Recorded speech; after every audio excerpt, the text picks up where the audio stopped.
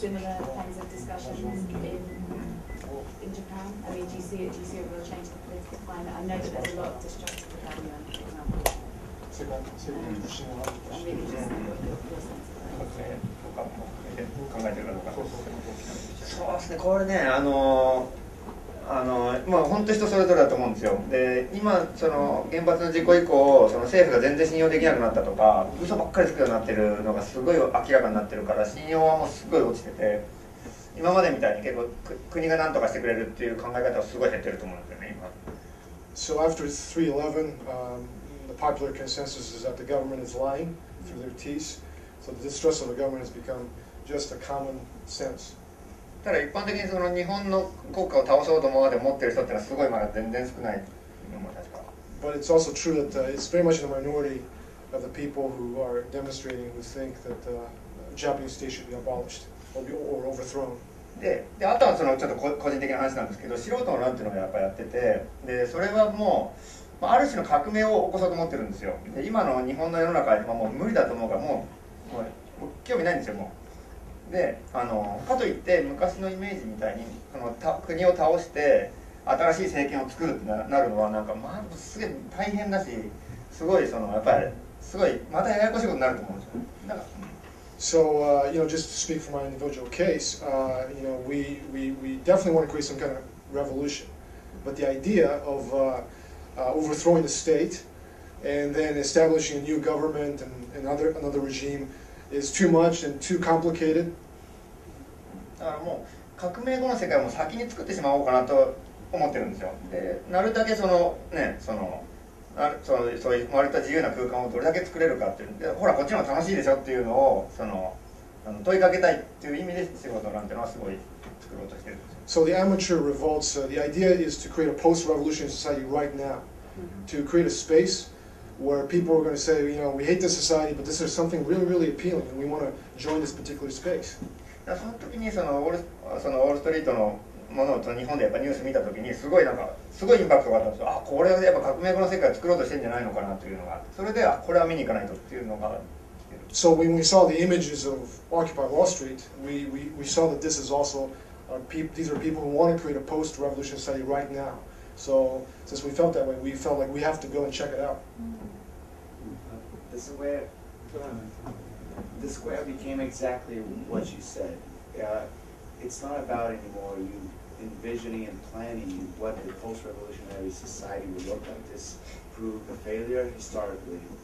We should do pretty much the opposite, like the Zapatistas. We build as we go, and if you look at the square, it became, I think I can say that for each occupation, because we watch in the live stream channels of Occupy Minnesota, everything happening together. The squares became these temporary autonomous zones. This concept that was written by Hakim Bey, a good, great anarchist writer. And me telling you it's not enough. You should go there and experience it by yourself. You can be actually free. You can dance freely there. You can try your weird social experiments with the gray water. You can have new forms of exchange, new currencies. It became a test zone. It seems to me like the way this first started out, was with a lot of people who all have a lot of problems with the system, who've probably all been very abused by the system, and who've had a lot of ideas that have been ignored by the mainstream media. And so when we all came together and we started agreeing with one another and being like, yeah, that's right, and we have all this mutual support, what started to form, in my opinion, wasn't so much a political or even social movement as much as it was just a community. The square is a community. And because we have all this mutual support, because we have this community, that's way stronger than any demands. What I see happening, we have this community at the square, and all these other occupations, which are probably communities as well, are popping up all over the country. And as we're going to begin to enter the second recession, which I don't think anyone can really do a damn thing about, I can't imagine these camps getting any smaller. I can't imagine people becoming less dissatisfied with the system. I can't imagine this ever going away. I think this is going to become normal. And we have these camps where people are living in very anti-capitalist ways, sharing everything, sharing food, sharing fun, sleeping together, you know, not being, well, you know what I mean. That's another topic. That's certainly happening too. That needs to be discussed. Needs to be promoted. Yeah, I agree. But it seems to me like this sort of communal living is something we probably haven't really seen on any kind of massive regular scale in this country for a long time. And because we're seeing this now, and because I don't think this is going away anytime soon, I don't think this is really a political movement as much as it is just the beginning of a really, really big social change that's happening in response to the fact that this system, this capitalist system, is completely failing everybody. I think also it's worth noting that there's a bit of what he's saying about we've created this autonomous space. We're talking about post-revolutionary sort of idea, but we're also looking at pre-revolutionary intrusion, security issues. You're getting people coming in just looking for food, tourists are coming in. So we're sort of getting this amalgamation of our ideal with the reality of what's going on, and it's causing a lot of problems at this point within Occupy Wall Street. I don't mean to over-accentuate that, but we're talking about security and talking about a lot of things. So You've actually heard reports that the NYPD was sending those people. And you have to be absolutely aware of that there will be a lot of infiltrators all the time, that you will be having people who will look just like you, and it's sickening to think that way. Well, but not this just, is, sorry, unfortunately, but not just the infiltrators. people who will get if you're arrested for little vagrancy in fights. Manhattan, they tell you when you get out of jail, Yeah. you want food and a place to sleep, go down to Zuccotti Park. So They're not even infiltrators. They're sending the homeless, and you know. I also heard last night that the Rikers Island bus is now stopping at Zuccotti Park, where it used to stop at Battery Park. Society's completely failed these people. Let's do better, I guess. Yeah, right. Yeah. I have no problem with that. I mean, feeding homeless people, I think, is sort of snap. You know, we're creating a society that meets basic needs that our current society doesn't, and that's so inspiring to me. That's really inspiring to the world. One thing,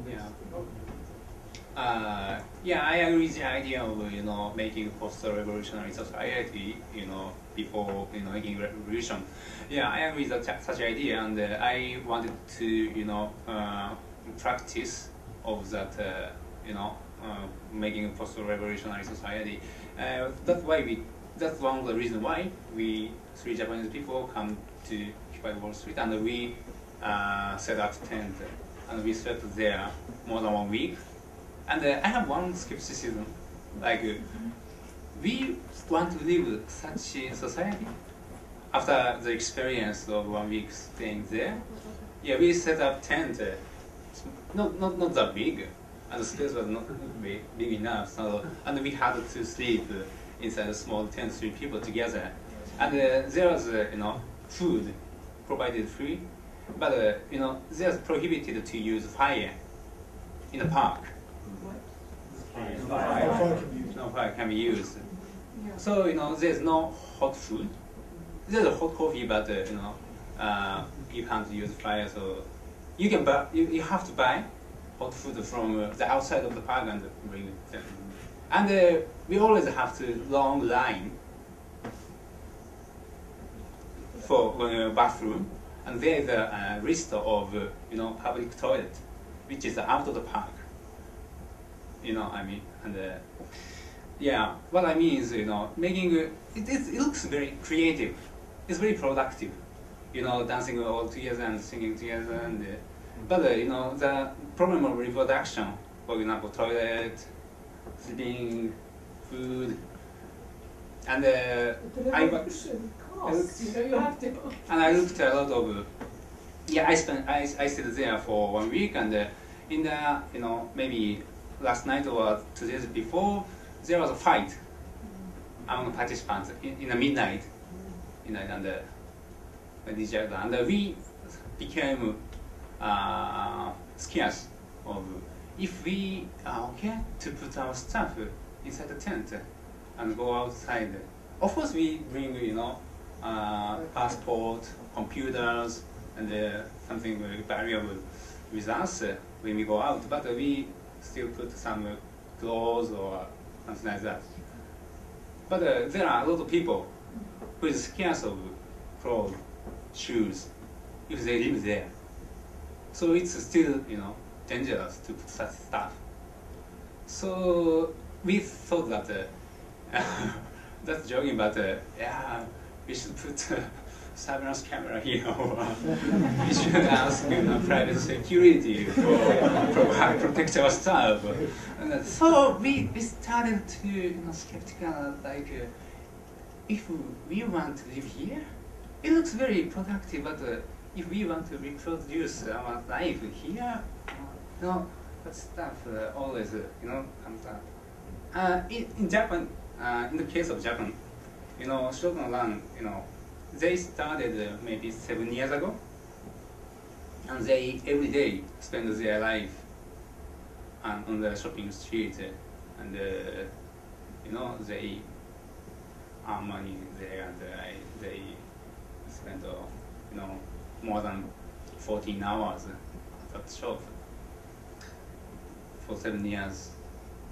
And when I visit his shop and his shop at the shopping street of Shiroto Run, I always feel very joyful, and I could eat and I could enjoy it, and sometimes I slept there, and I used to live there for 3 months. Yeah. So this is my question: if Occupy Wall Street is making post-revolutionary society, or if such world you want to live, or yeah, this is a question that I want to propose.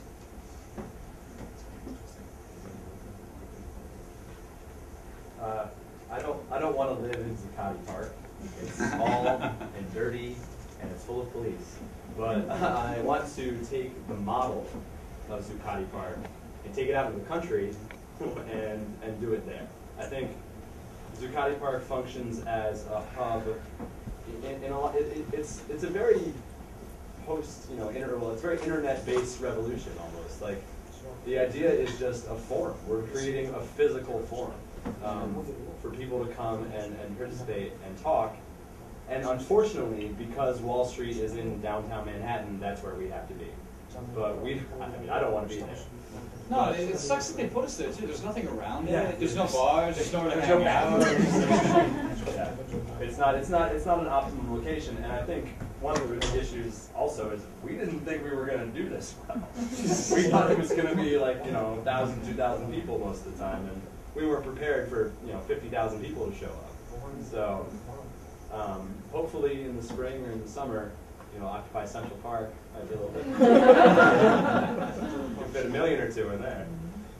What I found particularly interesting yesterday is when we were talking that over on behind you there were a group of transit workers demonstrating, and it seems to me that the occupation is an autonomous zone.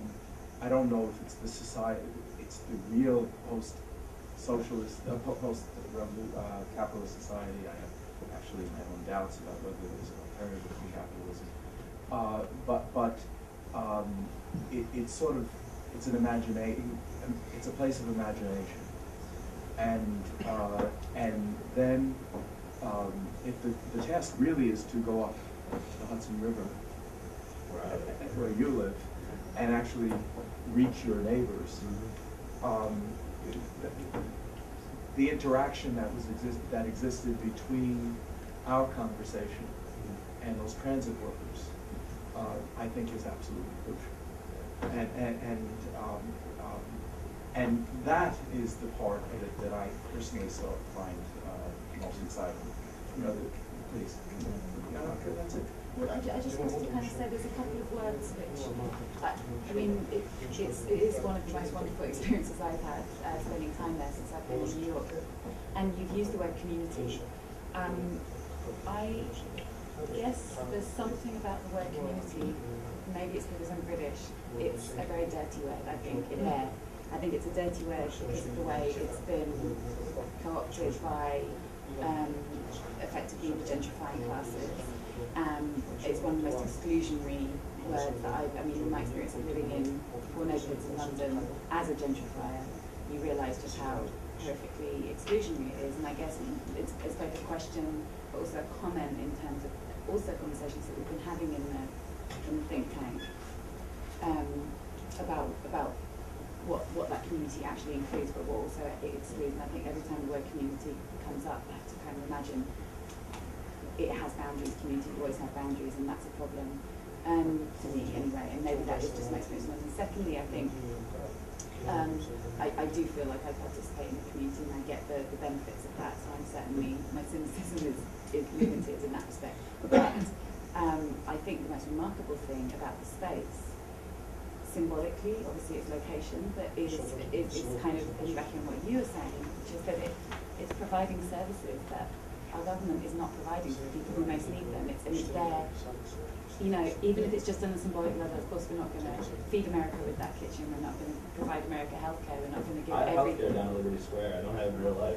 There you go. It's precisely. And there's so many people in this country. If they could realise, if they could come and see that, you know, they're at home, and those are the things that concern them. No one is getting paid. You know, but there's arts and there's culture and there's a brilliant library. It's like the slideshow, the demonstration makes any work. Yeah.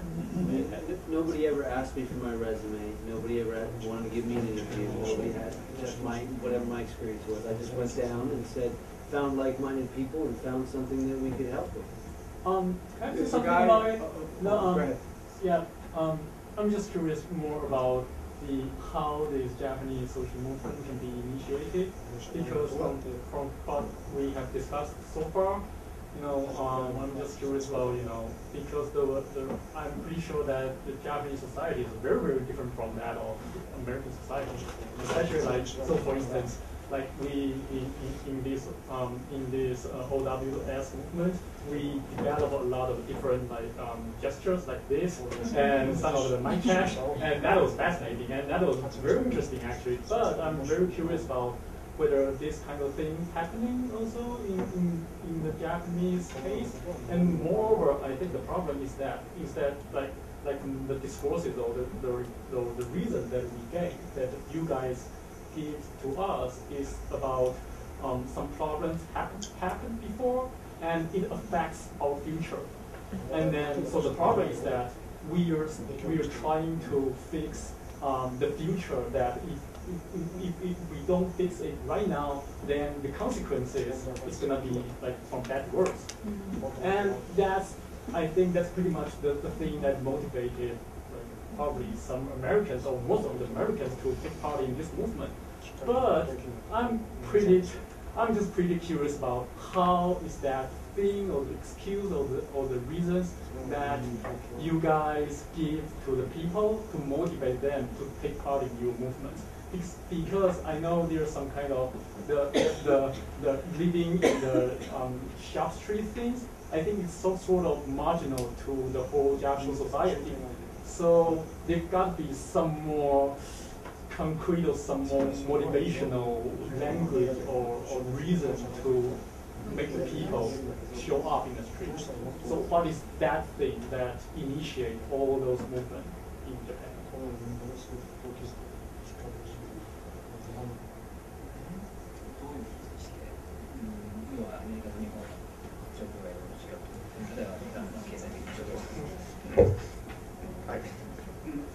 Are you talking about the anti-nuclear movement? Yeah. Let me think. Well, let me just, I was in Japan for 3 months, so one thing I can tell you is that the anti-nuclear movement that these guys are organizing has kind of gone beyond their expectations. It's not an ideological movement. They're people who are participating or dealing with everyday life situations. Whether the food is contaminated or not, because the government is not giving out these informations. Total lack of transparency. So just to measure the level of radiation, where it's safe to eat, that's become the very intense motivation, because it's about survival, it's about saving children, has become the slogan of some of the mothers who are actively engaged in this movement. I actually think it's an analogy to Occupy Wall Street having to do with the level of inequality in American society. there's a reality that we live with, but hasn't been named, or people have been naming it, no one's paying attention, and Occupy Wall Street kind of makes that suddenly apparent. You wanted to say something back there. Was there a response from? Oh, that's right. I'm sorry. 日本とアメリカの違いはやっぱりね、すごい特に広場を作るっていうことに関してはすごい公共の場所っていうことがやっぱり大事なことじゃないですか、広場を作るときに関して。で日本の中でやっぱ公共っていう概念がやっぱすごいないんですよね、やっぱ。それが一番ネックになってるから、広場で何かやるっていうことに対する反発は一般の人からするとすごい大きいですね。なんかね、人様の場所で何勝手なことやってるんだみたいな、みんなの場所っていう感覚ないですからね。そこがまず大前提としてすごい大きい。The big problem, presupposition, or the big difference between the U.S. and Japan is that in Japan, the idea of the public is very, very, it's almost non-existent. So if we do something in the public, the square or streets, people complain about, why are you doing this? You're not supposed to do this, even without the cops showing up. So that is the problem. In Japan, the public usually belongs to the state. で例えばうちは今一応家賃を払って場所を借りてやってるんですよ。でそうするともういくらオルタナティブなライフスタイルをやろうとすごいいろんな人が応援してくれるんですよ。なんか一般の人たちもなんかいや若い人たちがそういうふうに自由にやるのはすごいいいことだっていうふうに応援してくれるっていうのがある。So for example, the place where I have my shop, I pay my rent.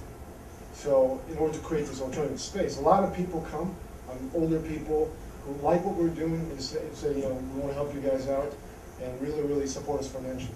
これ結構おかしい話で、今の世の中のシステムとかあり方がこれはおかしいんじゃないかっていうことで違うことをやってるのに、全然公共の場所でやるかお金を出してやるかの違いによっても全然反応が違うっていうのがすごい大きい。So the fact of doing something in public for free, or just to do something like I'm doing for money, so to speak, in exchange for money, that makes a huge difference. I mean, the latter, Recycle Shop and so on, developed such a great legitimacy to the space that we're trying to create. でも逆に日本のいいところっていうか、うまく使えるところとしてはお金を持ってるおじいさんとかおばあさんとかもう本当近所の人たち、商店街の人たちとかもなんか仲良くなっちゃえばなんとかなるんですよ。だからまあちょっとお酒でも飲みましょうって仲良くなっとくとなんかよくわかんないけどとりあえずどんどんここやっていいよここ使っていいよとか言ってどんどん公共の場所を勝手に与えてくれるっていうのがあるから、そういうふうに自分たちの権利として勝ち取っていくんじゃなくて仲良くなって勝手に自然とこっちを広げちゃうっていう作戦は日本では使いますね。So there is no very, very strict sense of rights. So when we make all these friends, the older people or shopkeepers around us who want to help us out and become friends, they basically provide the space for us. And they say, well, let's have a drink, and who cares? Let's just do this in public. So that's how we sort of create these spaces. Yeah, let me answer your question. You asked me like why anti-nuke movement in Japan, motivated people to participate in. I think the answer is very complicated because more than 15,000% people or 20,000 people, in total 60,000 people showed up for past 5 demonstrations. But so the participants are very diverse. So but the people who is hanging around the Shiroto no Ran, the shopping street that he is running, is if it's valuable, people comes. It's very ordinary idea. So what is valuable? I mean, for example, Occupy Wall Street looks very democratic. They try to do strong direct democracy. It looks politically valuable, and you don't have to pay for food. It's for some people economically valuable. But for example, as Matsumoto said, if you have a good relationship with neighborhood, if neighbors sometimes those neighbors the supporters of LDP, Liberal Democratic Party, are more strong neoliberalist party, but they sometimes support him. Why? I think what Shiroto doing valuable is looks funny, enjoyable.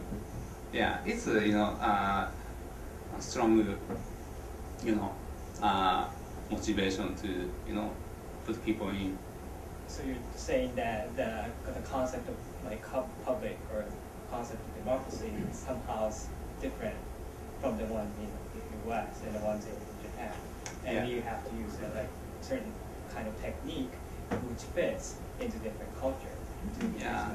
So the reason why actually, America's had almost 300 years of democratic experiment. Japan's had liberal democracy since essentially 1945. Is there do you get the feeling that the Japanese public still believes that electing representatives and buying into the system and participating in the electoral process can actually get them, well, if they want change, can satisfy them? Is there a belief in representative democracy in Japan like there is in America? Of course, it depends on people. Yeah. And the rate of vote is decreasing, year by year. So it doesn't look, people believe, representative democracy anymore.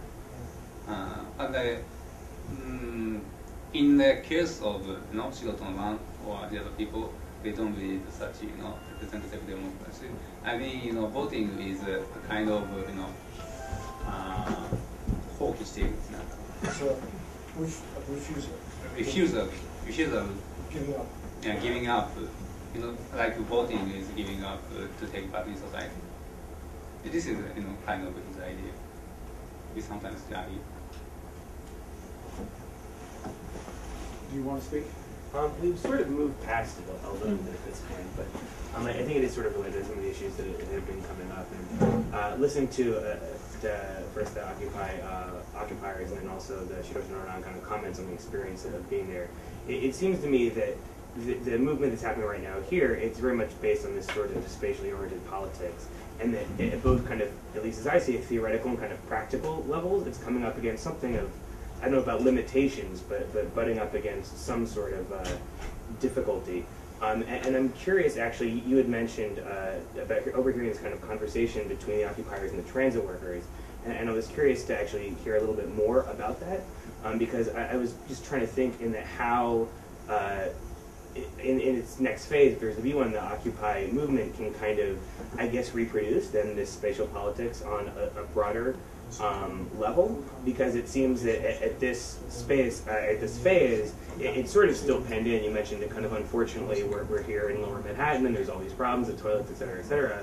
Whereas at the same time, it's precisely that location in Lower Manhattan that gives the movement its sort of symbolic core, then kind of allows it, like the Wall Street financial system, to then reproduce all over the country and all over the world. And I kind of wonder then how both in the city here in the country and also kind of philosophically that sort of spatial politics can move outside of Zuccotti. And you talked about, taking this kind of social practice then back to the countryside and kind of opening it in all these different places. But more immediately, I guess last week there was the attempt, right, to take Washington Square Park, basically, and I was there until, not the very end, but it was shut down essentially by the police, and I saw that as a kind of very important strategy for we're going to then move out from this one place where we kind of have a limited feedback loop of people that are coming by, tourists, business, whatever, into a broader part of the city, and likewise then into Times Square and so on. And so I was curious sort of where this is going and how you see, I guess, developing it in a way in which it might kind of change broader spatial practices than in the city of New York or elsewhere, and how other groups affiliated or supporting the Occupy movement, such as, say, transit workers, might take part in that and actually, I think, taking steps to disrupt the present sort of modes of spatial and social action that are in place within the present system as it stands now. So it's a bit dense there, but this is kind of my question for all the people who are involved in the Occupy moment is spatially what next is. Well, that's harsh. Well, I mean, the real challenge is going to be whether we can do it well with nobody watching. You know, Zuccotti is kind of like I said, it's a forum. It's also a media circus, and so everyone's on their on their best behavior and trying all these new social programs, and it's great. And it's under this camera all day, and so I'm like I said, I'm interested in taking it back to small communities, and kind of my angle on all of it is I work as a carpenter upstate. I work with my hands. I know a lot of people who can use Photoshop and can, go down to HR and, know how that whole system works and can, transfer derivatives from one account to a new hedge fund and whatever. I don't know a lot of people my age who can put a hammer on a nail. And I actually think, I wouldn't say a criticism, but I'd say a building point for our movement is if we are going, whether the revolution ends up being the massive upsurging of popular power, or whether it ends up being the global capitalist economy kind of becomes unnecessary because we've created autonomous structures, is really the, it could go two ways at this point. And I think unless we concentrate on taking the organizational model of Occupy Wall Street back to our small towns, back to other countries, and understanding that if we don't have autonomy for ourselves before this whole thing comes crashing down, it's not going to work for anybody. So I think that we really, the consensus direct democracy model is I personally feel it's the only viable alternative to world capitalist domination that has been presented that I think can possibly work. But we really need to start teaching people how to have the skill sets to build their own communities. I mean, like I said, we're not going to overthrow this thing violently. We have to sweep the rug out from underneath it. We have to have alternative systems in place so that we don't need to go to Social Security. We don't need to go to the police. We don't need to go to the bureaucratic, go through the banks or any of that. So that's where I would say I would like to see it go next. And what was the transit worker conversation? I'd be very curious. It wasn't. I didn't make my point clear. It wasn't that we had a conversation. It's that I saw them come and they were demonstrating, so that they were coming to the space to essentially use the space and their relationship with it to actually express their interests, which I actually found to be very powerful. There's a large union presence. Yeah, because as far as moving beyond, there are social movement structures, including importantly unions, that are concerned about the same issues. They use a different language. If we told them that you were looking for an alternative to capitalism, they wouldn't be all that interested. But if you say that you're concerned about social injustice and inequality and the need for people to be able to defend their interests, they are very interested. So that interaction, so it wasn't a conversation, it was actually just a conversation that I saw between bodies that actually is going on. Jonathan, okay, I'm really curious what Jonathan has to say. Maybe he was but please. I think one of the most strategically important things we can talk about tonight before we leave is the subject of counterculture. It seems like a lot of supporters of Occupy Wall Street, and perhaps your movement as well, agree that there are a lot of problems economically, things need to change. But it seems like the thing keeping them from actually coming down and joining us is the fact that we're all just a little too weird. They don't want to be part of the countercultural movement. And research I've been doing on my own, like for my degree here, actually suggests that the people who are most likely to push and pursue social change are also people who are most likely to push their own personal boundaries, for lack of a better word. People who are willing to be more sexually adventurous and experimental and try different kinds of drugs and listen to different kinds of music, and people who are more out there and just more interested in it seems to me like those are the people that start this, and those are the people that make this happen. But when I look at Japan, I don't know everything about Japanese culture, but it seems like that countercultural role is very normalized. It seems like the deviant has like a very, very standard way they're supposed to act. I mean, you mentioned earlier how everything in Japan is becoming more and more normal, more and more routinized. What role does the counterculture play in your protest? Because it seems like it's pretty big. And what is the counterculture in Japan like?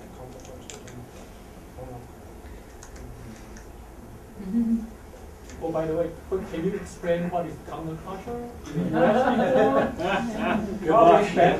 Think about the normal culture and everything else. What is that? At least just, people who are open to everything. People who are open. Put it this way: counterculture is people who want change. The other culture is people who don't. That's the simplest way I can put it.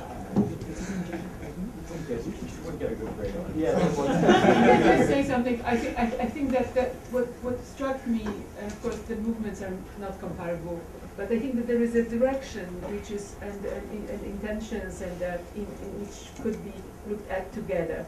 And I think in both cases, much more advanced in the probably with the Occupy Wall Street movement, but I also noticed that there is an effort to build. To build alternative society, and I think that what is the biggest challenge is to really to show what practices, what possible innovations, social innovations, one is to work on in order to distinguish it from what we have. And it seemed to me that they kind of are able to show it, and I think that we here too. I heard about this new currency thing. I heard about this. I mean, and this is something that one should treasure. The inventions which put that movement aside as solutions to social issues, which put this movement aside because they are born out of discussion and not because somebody brings it in the attaché case. And so the parallel society might at some point become the mainstream, but maybe that's the mainstream we want to have. I've been hearing a lot, and I feel like from the Occupy Wall Street side, I feel like we've been kind of like dancing around an issue which I feel like has kind of been touched upon from the Shiroto and Iran side, and I feel like both have, I feel like a central, in my view, a central issue to reflect on. I feel like, in my experience of Occupy Wall Street, we've created a radical change in, say, spatial patterns, as is recognized. Certainly, it's a radical change in consumptive patterns, but we talked earlier about traditional definitions or images of revolution, and one of the traditional definitions is a change in the ownership or controllership of property, and that could be spatial, but that could also be productive. And I feel like no one's talked about taking it out of the spatial realm and into the productive realm from the Occupy Wall Street side. And I've heard some about the store which prefigured these social movements, and what was recognized about the store is that it was, despite having the intention of creating this post-revolutionary society within a pre-revolutionary society, and what I think is kind of the shared issue or problem is that it was subsidized by the liberal or the casually interested elements of that capitalist society who, by definition, have to persist in their capitalist relationships. And I feel like that's kind of, that's kind of the creative edge at which we're at, and at which, once we can meaningfully address it, we can build that new society. It sort of addresses the gentleman over there's one part of his question as well. Is within the think tank, we kind of are looking at things as well, not we, I guess, as a think tank, but I sort of look at things and say, well, there's two aspects to what we're doing. Is that there is the symbol, which is occupying, that's that certain space. Then there's the productive elements that come out of that. And that sort of is what we're trying to do, is to take the ideas that are coming in and being generated, not just at Occupy Wall Street in New York, but eventually outside of that, through data collection in the square, through collection from the working groups, through internet collection system, community outreach collection. We're trying to take all those ideas and collate them into one sort of usable data set. And is that going to feed and clothe us? Well, but it's the expansion of it, as you're saying, what's the productive aspect to it? Feeding and clothing it is one part of it, but where does the movement go in terms of I guess, options or policy options, or not demands, not anything like that, but once we understand more of what statistically what the issues are, and take those ideas themselves and enter into sort of what we're looking at as a people's think tank, not just, there's a lot of academics in this room, but where's the carpenter's idea in general society as far as in terms of policy making? We don't really have much of a voice, so we're trying to take that and use that to make it more productive, and so that when a politician is looking to put it or institute policy, they're looking and saying, well, what is my political advisor saying? What are the academics saying? What's the technocrats saying? And what's the people's think tank saying? What are the people on the grassroots, on the ground saying? See, I feel like you're talking about making that more effective, and certainly within a reform sort of viewpoint, which I welcome. I feel like to take on the Zapatistas, it's one world in which many worlds can fit, or many strategies, diversity strategies. But I mean productive in terms of like actually making things. Yeah, not to be all Marxist about it. To address that, Justine and I were talking about last night, one thing that we might like to see is Occupy work. And so a movement that moves beyond public spaces into workspaces and workplaces, and actually introduces the democracy GA model into the way a group of people working together to produce things, and do the same thing with consumers on the other side. And so you have the community organization, the consumer organization, Occupy School, and you take all the pillars of a functioning society and you apply that direct democracy model to them. And I think that's how we get there. So we're modeling it on kind of a symbolic level now, but I think the goal is actually to branch out. Just to add upon that, also the month of general strikes.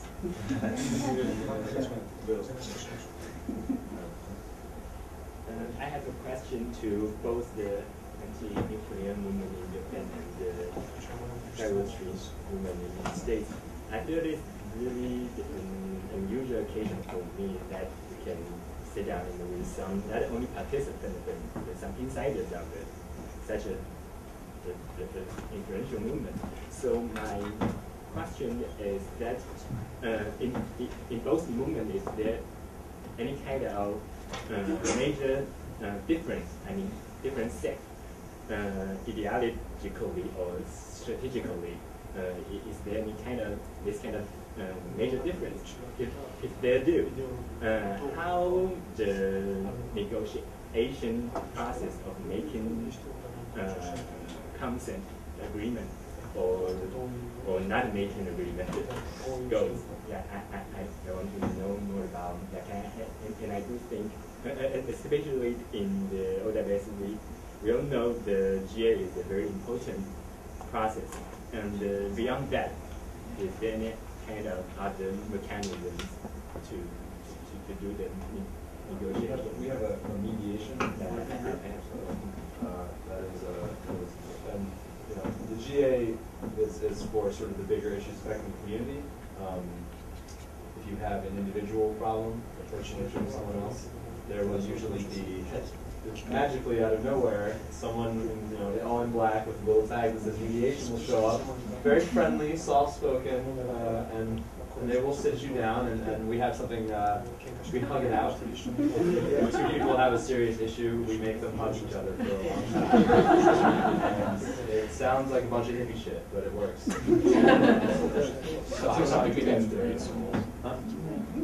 I don't.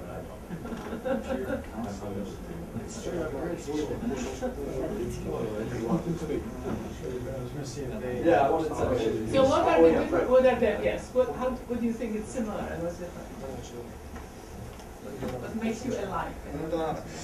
日本の場合、どうやってまとめていくために。そうですね。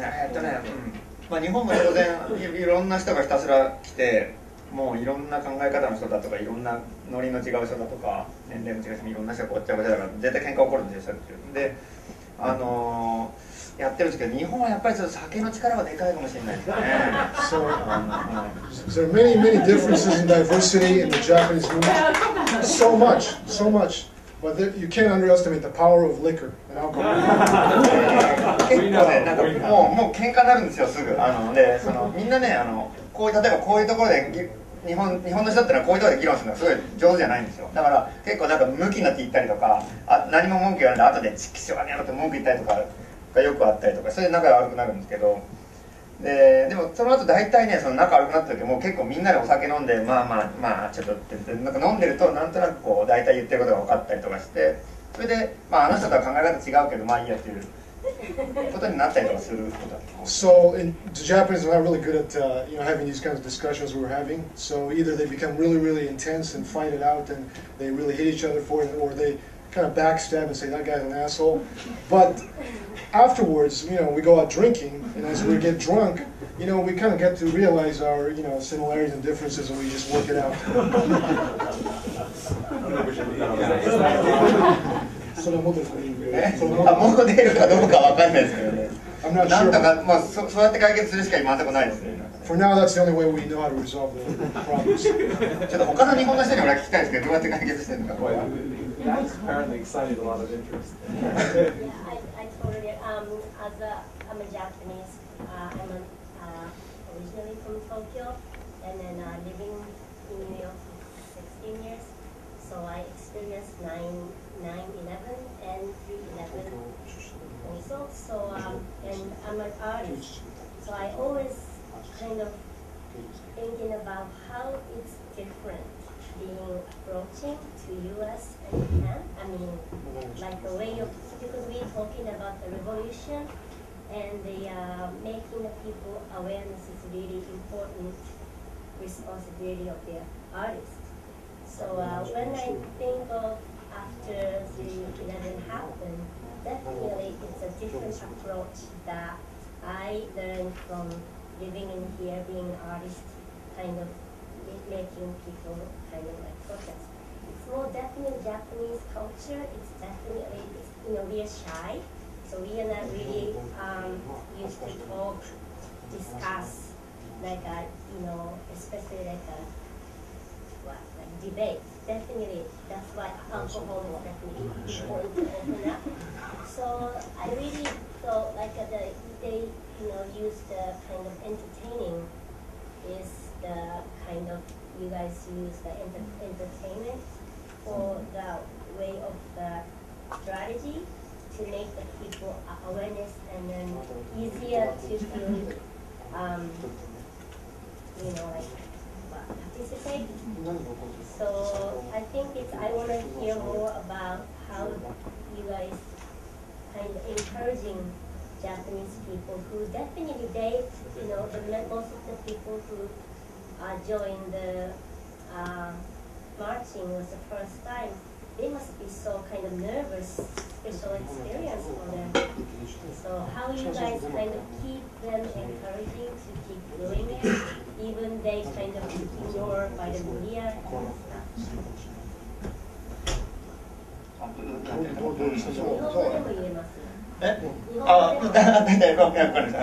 でなんかやっぱり日本でそういうデモとかに参加するっていうのは本当にしてなかった人がすごい多かったんで、みんなすごいやっぱり怖がってたんですよ。でもうデモをやる直前とかにも電話がよくかかってきてなんか逮捕されるんですかとか火炎瓶とか持ってった方がいいんでしょうかとかすごいいろんなこと聞かれてみんなすごい怖がってたんだよね。So there's a lot of, a lot of Japanese have not demonstrated for many, many decades. So I got a lot of phone calls, before the demonstration as to, what's going to happen. I'm going to get arrested. Shall I bring a Molotov cocktail? All kinds of questions were asked to me. とりあえずもうイメージをどれだけこう伝えられるかっていうので、もうすごいいろいろみんなで苦労しましたね。だからで、もう本当漫画でね、まあ、初めてのデモみたいななんかやつをこうそういうの得意な人が作ってなんかこんな感じですよみたいなのを書いたり、あとその海外とかのデモの映像とかはこんなのもありますよとか、いろんな国のねこっちではこんなのこっちでこんなのありますよとか、日本昔はこんなのありましたとか、そういろんなのを紹介したりとかして、なるべくそのデモっていうのがイメージしやすいようには。So we had people who can draw, make a manga or a comic strip, or like an introduction, a beginner's guide to a demo.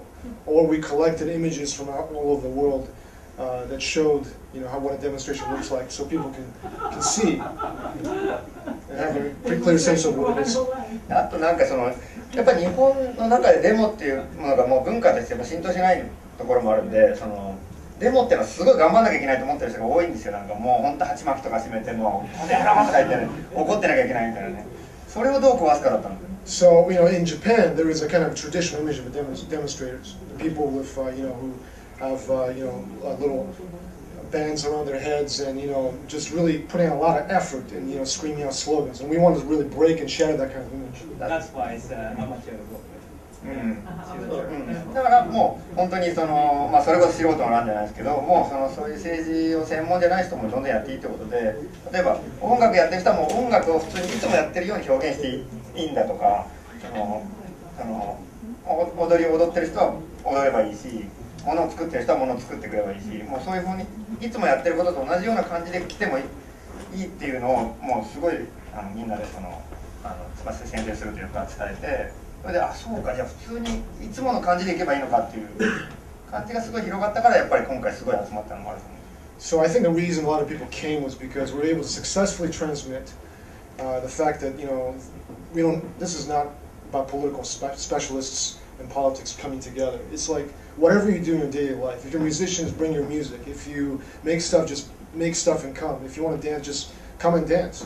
That kind of ordinary ness of the demonstration is what we were able to convey. So people just figure out, okay, we don't really have to do anything special. We just do whatever we've been doing, except in a collective space together. それも本当に革命後の世界を先に作ろうという発想と同じで、ものすごい怒ってる人が大量に集まって世の中変わったとしても、そんな世の中住みたくないじゃないですか、全員怒ってたら。だから、どれだけ日常に近い感じで世の中を変えられるかっていうのが大事かな。So this is very similar to the idea of making a post-revolutionary society right now, which is that, the idea of a lot of pissed off people making demos, that's not really appetizing. We don't really want to live in a revolutionary society where everybody's pissed off. So the idea was just to get people to do whatever they want and come together. I'm struck with the Occupy Wall Street, but it's almost sort of, correct me if I'm wrong about this, but something that's taken for granted that it's non-violent. It almost seems like an assumption. I wonder if that's true, or whether that's something that people have given a lot of thought to and trying to positively embrace, or just is it something that's done. And I wonder about in Japan also, whether that's a sort of tenet or assumption of the Japanese as being non-violent.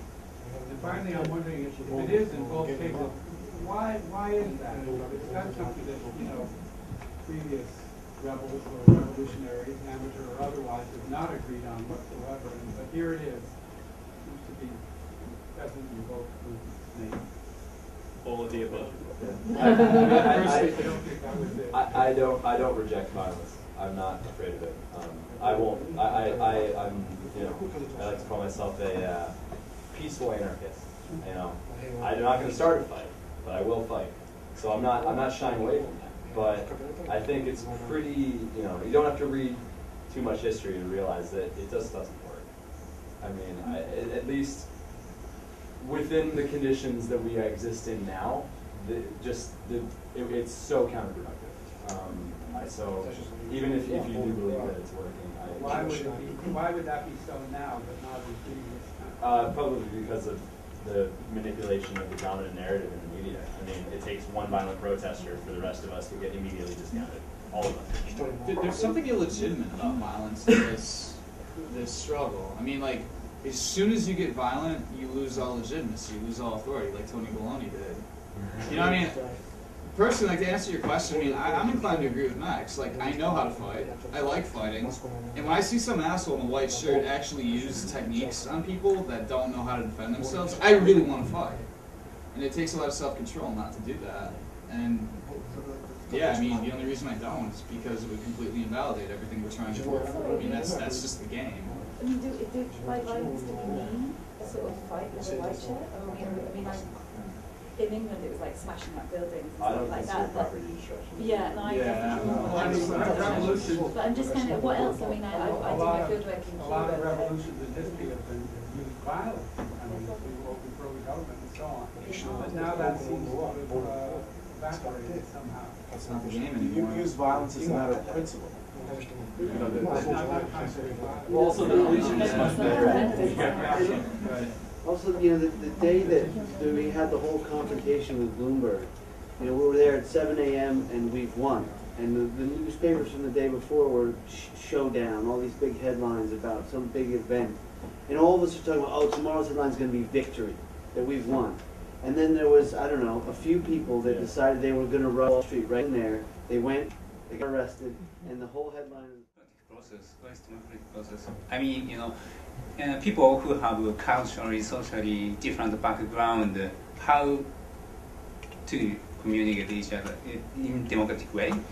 So there was a question: what is the big difference between if something different strategically or ideologically different people, how to communicate with each other in America, in Japan, or if you use violence to express your idea, if you use violence or not, or if you don't use that language, if you show your expression through the art, this is a different idea. So now I really wanted to ask you, American people, how do you imagine the democratic process?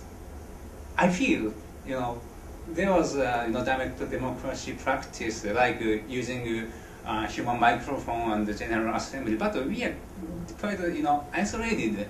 We feel quite isolated. We Japanese people, we don't have such, culture. Like, we don't, decide everything in a, assembly. Like, when we drink, or something like that. So this is the way of communication in Japan. For example, such, background of culture. I mean, yeah. Why? Such question? Why is the democratic process is important in Japanese context right now? Because now we are facing problem of radiation. Radiation. We are suffering from radiation, but not only human beings, of course. The soils, air, trees, all animals, all life are suffering from radiation. So we, have to think about the democratic process in such a way. So I'd like to ask you, what is the democratic, the image or the concept of the democratic process, or actual practice of democratic process in the U.S. especially, in a situation of Occupy Wall Street. Yeah, this is. I really want to ask. It's a huge question at the end of the evening, huh? This is my sense of I started as a sociologist of theater, and my sense of the theatrical says that we should end on that question. But I think we have a few more minutes, and I know that you would like to say something. You have a question, so you should ask your question. And then maybe we could just spend a couple of minutes starting to answer this very big question. And we've got a few questions. Let's gather the questions and finish the questions. And then but if we're going to take a few questions now, I don't know that we have a few, but they should all be short and sweet. Please. The short question. So, post-revolutionary society sounds fascinating, but as a political scientist, I'm curious if you feel that post-revolutionary societies are sustainable without fundamental institutional change. And my understanding is occupiers as well as anti-nuke activists are not trying to create another Amish village isolated from the rest of the society, but more fundamental, system change. Right? So my question is, what's your and our prospect for creating a sustainable movement and more fundamental change? What's our guideline? I mean, I can just say that that's one of the main issues that we're trying to tackle, is trying to digest what ideas are there and then build upon those ideas and turn them into more workable policy options. So that's something specific. Can I also add something? I don't know how successful we will be with this flying seminar, but we have an ambitious plan to bring people that we think we can kind of, bring into the conversation with their completely, perhaps sometimes different, just as here, but different but similar set of concerns and commitments. So actually, some of the things would be perhaps better articulated. So we are just asking that you look for it on those websites, and the next one is on Saturday, actually at 11 o'clock, right here at 11 o'clock. You will be you will be already in Tokyo, but in the meantime. But you can access it on YouTube. Are we going to answer? We have these, one more. So we have now 2 big questions, and then we'll dance around answers, and then over to them. Touch on this right there, but I'm interested in the rationale behind the name of your organization, which is Shiroto. Shiroto means amateur, right? And why would you have to stress on amateurism in Japan? So it probably speaks to the peculiarity of the Japanese situation in terms of the motivation on the street. Could you explain it a little more? And why do you have to be amateur professional? それもね、それはもう今の資本主義の問題とも絡む問題かもしれないんですけど、今の日本の世の中でもやっぱり大企業だったりすごいメジャーなものだったりとか、アーティストとかでもすごい有名になって大きい会社がついてるようなものがすごい有名だったり、あとは政治家もすごい有名な政治家が物事を動かしてたりっていう、全部プロフェッショナルというか大きなものが全部世の中を動かしてるけども、結局もっと素人というかわけのわかんないその辺にいる変なやつらっていうのもどれだけ面白いことができるかとか、どれだけ自分たちの力でできるのかっていうのはやってみるっていうのがすごい大事なことだと思うので、そういう意味でアマチュア。So in Japan, the people, the shakers and movers are professionals, stars, politicians with big names, who can, who are always at the center of the media.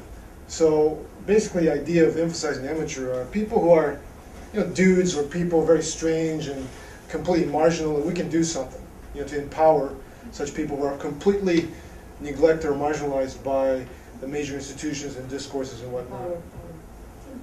運動もそうなんですよね。結局すごい昔からある団体の人とかが、労働組合とかが中心でやってたりとかして、そういう人たちがやるのももちろんいいんですけど、そうじゃない人たちが全然声を上げられなかったりもしたんで、もう本当にわけのわかんないやつらもとりあえず文句言おうみたいなのも意味合いもある。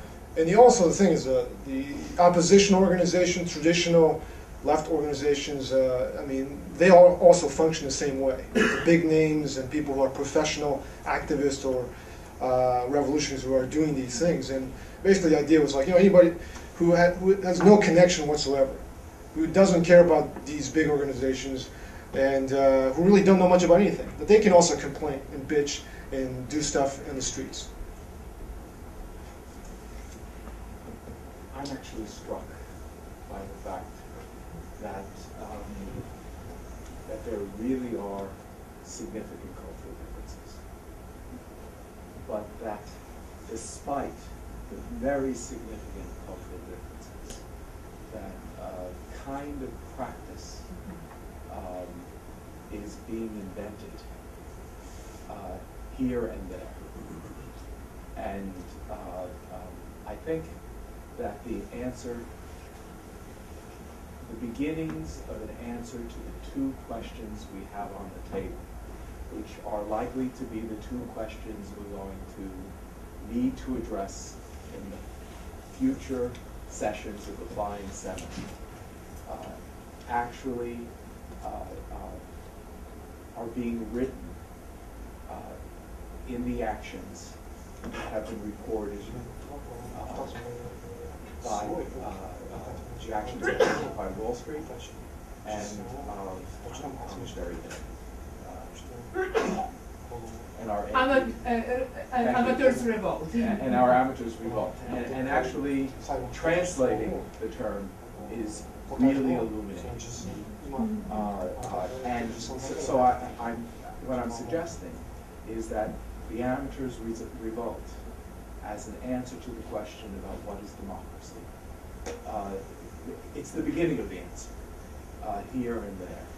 And if we ask ourselves what the relationship is between these revolts of amateurs and the world out there, the world beyond Zuccotti Square, beyond the New School, up the Hudson River, over on Staten Island, in Brooklyn. I'm a Brooklyn boy.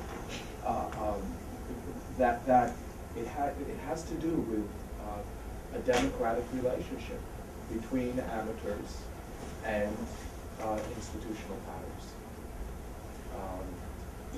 Some here actually imagine, I'm the skeptic in this regard, that there is a systemic alternative, but this is actually a place where democratic discussion and discussion through actions actually will answer the question. It doesn't have to be answered definitively between us, certainly for in the immediate future. So this is something that in the academy and on the streets we will continue to work on. And I really want to thank everyone for taking part in a wonderful discussion, which I found extremely illuminating. And I hope it's the beginning of something really exciting, both in the actions of all of us and in the development of our ideas. So we were supposed to go like this. Unless you disagree. So